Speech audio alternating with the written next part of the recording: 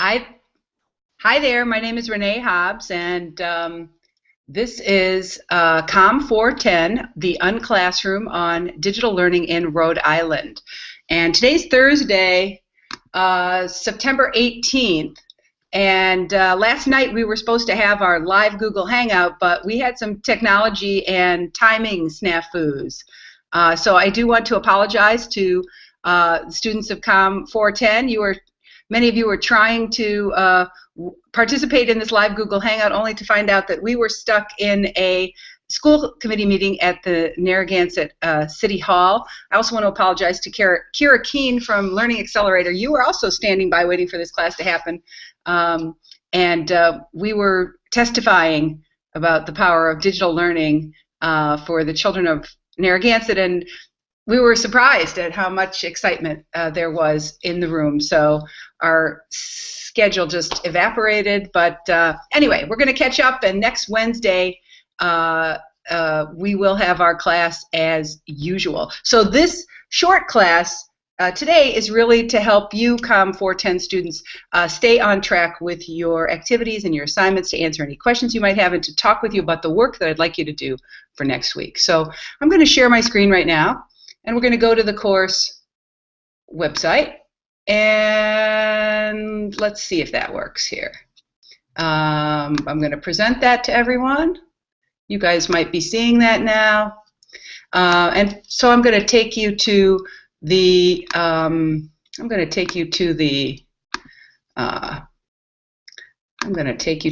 page. There we are. Let me just check and see that you guys are seeing that. So now we're at the home page. I do want to comment a little bit on the work that you did last week. I was very, very delighted to see so many of you participate in the Flipgrid discussion. So just to recall, the activities that you were most of you completed for last week. If you didn't participate in the live hangout, you can have some conversation about the activities we did the previous week. These link to some readings from the previous week. We participated in a Padlet wall activity that actually many of you really did a great job with. As you read Howard Rheingold's NetSmart, many of you took the opportunity to pull out the most powerful ideas. Meg, I was especially interested in your comment in exploring about this phenomenon called continuous partial attention, where we're multitasking and paying attention to everything, and of course that's a very inefficient strategy. Allegra, I was thrilled how you talked this idea about mindfulness. I think mindfulness is one of the most important competencies needed to be successful as a digital learner, and I was also really charmed by the image that you found to go with that concept of all the different skills involved in being digitally literate. So thanks to all of you for exploring Howard Rheingold's book and pulling out ideas that were meaningful to you. Another activity I asked you to do was to learn about Fuse Rhode Island and to read this short piece and to put your answers on the Flipgrid.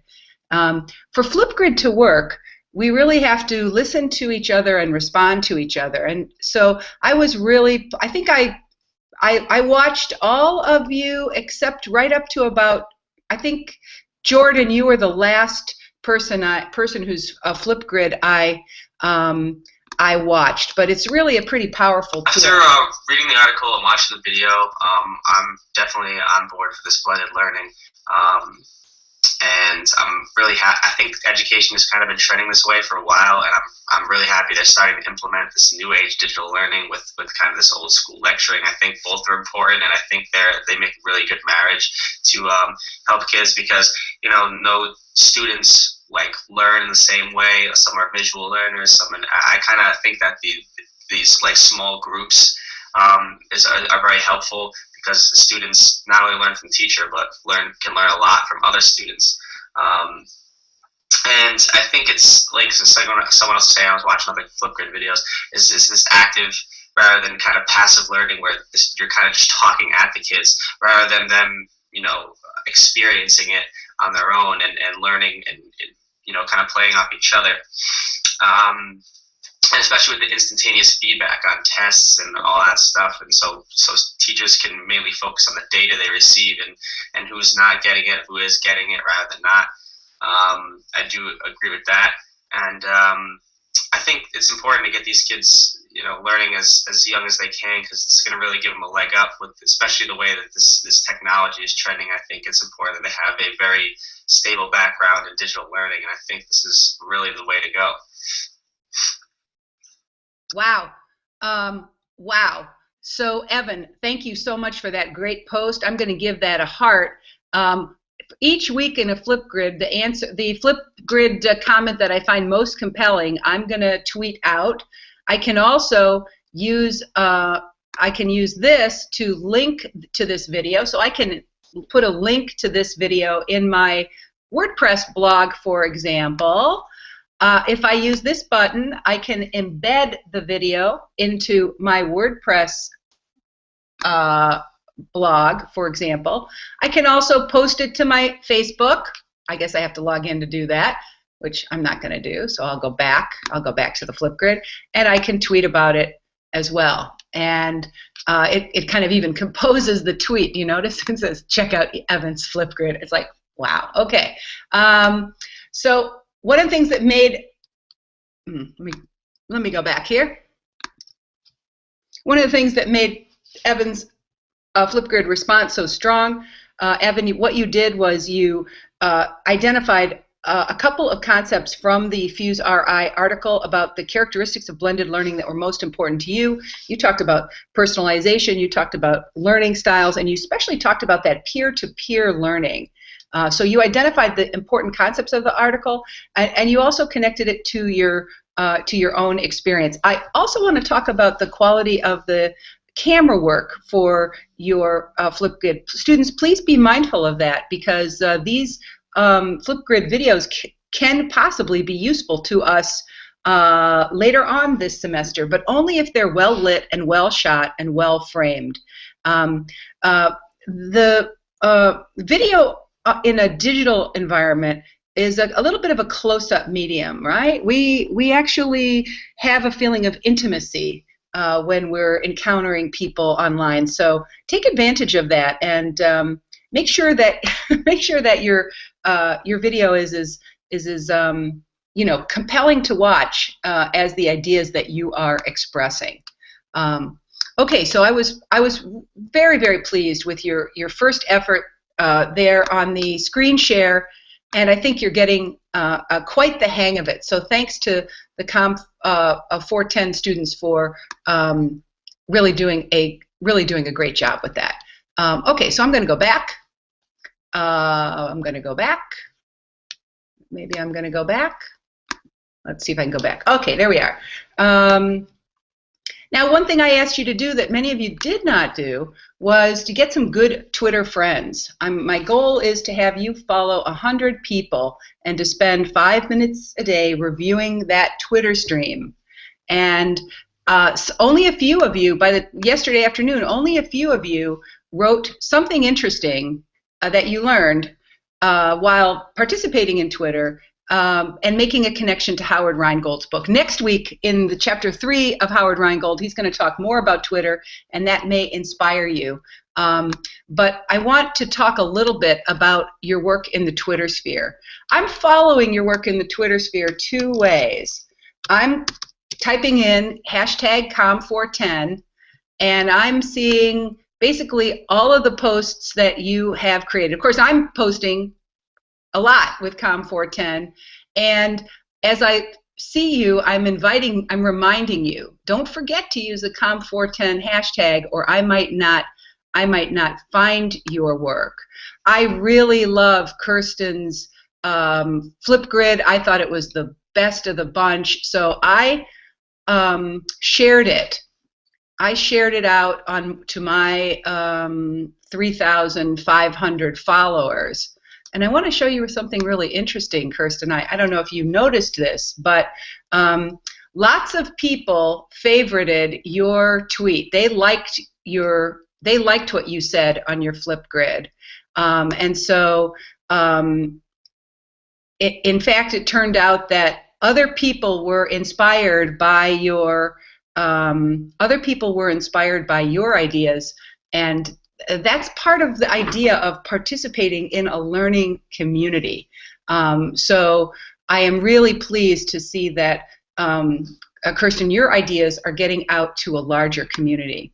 Now, as you join the Twitter sphere, I'm trying to keep track of you, and I do that by creating a list. Now, Bennett, you're an active Twitterer, and you're doing it about your music scene. In this case, it might be useful for you to get a Twitter account that is related to the course, because you have multiple identities, and I think that's a really important thing to observe, that we all have different audiences that we're trying to reach. In this class, we're using Twitter for our professional communicators, and that might be different than our other online identities. So here are the folks who, oh, look, new members: Jay Rubin, I'm following you. Taylor Sisto, I'm following you. Bennett, oh no, I better not follow you, because you're all that music stuff is not, I don't want that stuff in my stream. So here's Sarah. Sarah is following 482 people. She has 232 followers, so she's a pretty active user. Alan, you're also pretty active in the Twitter sphere. You're following 349, and 345 people are following you. Brianna, yay! Brianna is following 100, and I can see who she's following, which looks like some pretty cool choices. My friend Jordan Shapiro, I just love that guy. Namely, the media literacy organization that I helped to found about 15 years ago. Media Spot, my friend Reese Donick. So you've picked some really cool, some great Rhode Island sources, right? WPRI and the Road Show, the people in our class, right? There's McCall, yay! So you're following the people in the class. Oh, nice, very interesting, good choices. So make sure that you're following 100 people, spending 5 minutes on Twitter. It's not that much. I want you to experience in the next week the feeling of being part of that Twitter learning community. And so thanks to those of you who are really actively involved in that.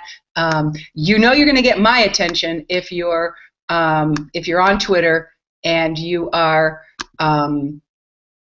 oops, hold on. Now wait, hold on. I'm screencasting and sharing with everyone. Sorry, I'm getting a little distracted here. Okay. All right. So now let's go back up to the work for this week. So you have a little bit of understanding about what I'm hoping you can accomplish this week. Again, as usual, use this link to ask questions and get answers. Last week we had a pretty robust dialogue about how you can get listed on Twitter. And Brianna, I thought you asked a really great question. Next week your reflective essay is due, and you say, can we base our reflective essays off of what we're reading? And it's like, yes, that's a big part of the whole point, right? So, and then you also asked a little bit about the phenomenon of not being able to access Google Plus from your URI account. In about 4 or 5 months, that's going to change as URI migrates to the Google Apps for Education, but they're not quite there. So I explained that right now, if you want to have a Google Plus account and more easily participate in Google Hangouts, you should do that with another email that's not a URI email. So please feel free to use that questions and answers. I'm so sorry that we missed Kira Keane from Learning Accelerator. We're going to try to get her back for another class. I did love looking at the powerful quotes you used from Howard Rheingold, and I made a link there. This is the question I'd like you to respond to for this week. Please complete this assignment before next Wednesday, September 24th. Using what you learned from Rheingold, What is metacognition and why is it important? How do you experience metacognition in your daily life? And how does metacognition support learning? So click here and share your responses on the Flipgrid. And then I'd like you to watch this short, it's a 3-minute video about the attention economy. And watch this video and connect some ideas from Rheingold to this video to answer this question. What do you notice about how your attention is shaped by mass media and social media? So here we're going to use the Titan pad, and our convention, as you remember, is you put your name and then you make your comment here, right? So so take a few minutes and watch the video. Think about how it relates to our reading for this week. We're reading Howard Rheingold's Chapter 3. I hope you're enjoying the reading. Because we didn't get a chance to talk live on that Hangout, I don't know how you're reacting to the reading. I don't know if you're liking it or hating it, but Howard Rheingold is really establishing some key concepts around digital literacy and digital learning. And I think by the time you finish Chapter 3, you'll have a lot to talk about in your reflective essay. Your reflective essay is due Wednesday, September 24th at 7 p.m. Remember to tweet a link to your reflective essay using the COM410 hashtag. Here's what I'd like you to accomplish in that first essay. In this essay, basically your job is to reflect on what you're learning by describing and synthesizing the experience of being in this class so far. So in your essay, you have to describe key information, ideas, and content from what you're reading and learning in class, identify the ideas from the readings that are most meaningful to you, and explain your thinking in responding to these ideas. Then I'd like you to reflect on your own participation in this, rather unique course. How do these ideas relate to your own life? How are you doing the after-class activities? Are you reaching out to your class peers? Are you reading actively for comprehension and critical analysis? Are you using search and find and share to gather additional information about topics and issues? Are you seeing patterns, asking questions, and offering rigorous and constructive feedback to others in the class? And what questions is this course raising for you? And then the third part of your essay should consider this question: what can you do to help advance public awareness of digital learning in Rhode Island? Because that's really what we're going to be doing. We are going to start thinking about our own ability to raise public awareness, and we're going to work on some projects to showcase some of the educators in Rhode Island who are doing cool things. Since you're sharing this reflective essay as a blog post, you're expected to use a combination of language, image, sound, and multimedia as part of your creative expression. I'm expecting that to be not like a typical blog post, short and sweet, but actually like a long academic paper, 3 to 5 pages posted to your blog. So it's 750 to 1,500 words. It is an academic paper, and here are the criteria that I'm going to use to evaluate it. Now, if you'd like, students, you can upload this paper as a Word document to your blog. If you would like to do that, that is absolutely fine. But you do need to use some kind of multimedia as part of that. And if you want to put it right in as a blog post, that's okay too. When I grade this work, I will be evaluating it based on these 3 criteria. I'll ask, have you described key content, information, and ideas from the course readings, videos, and other materials and explained how they're meaningful to you? Have you reflected on your own learning in this class, considering your strengths and limitations as an online learner? And then, is this essay well-written and informative, thoughtful and reflective? Is the grammar and spelling perfect? And have you included some kind of multimedia expression? And then, of course, use hyperlinks or provide provide a citation list formatted in APA citation of the works that you reference. So you are for sure going to link to Howard Rheingold, and you're going to use APA citation for that book. Okay, I think at this point I've given you a good overview of where you should be in the class, what's expected for your for your work to be completed next week, I do want you to start brainstorming about what you can do to increase public awareness of digital learning, your creativity and imagining. Think about your parents, your friends, your families, the folks in your neighborhood, the place where you grew up. What can we do to increase their awareness of this new kind of learning that involves connecting through digital media in this intense and personal way? Anyway, thanks so much for joining me. I'm Renee Hobbs. This is COM 410, the UnClassroom seminar in digital learning in Rhode Island. Thanks for joining me, and I'll see you next Wednesday, September 24th at 7 p.m. Bye now.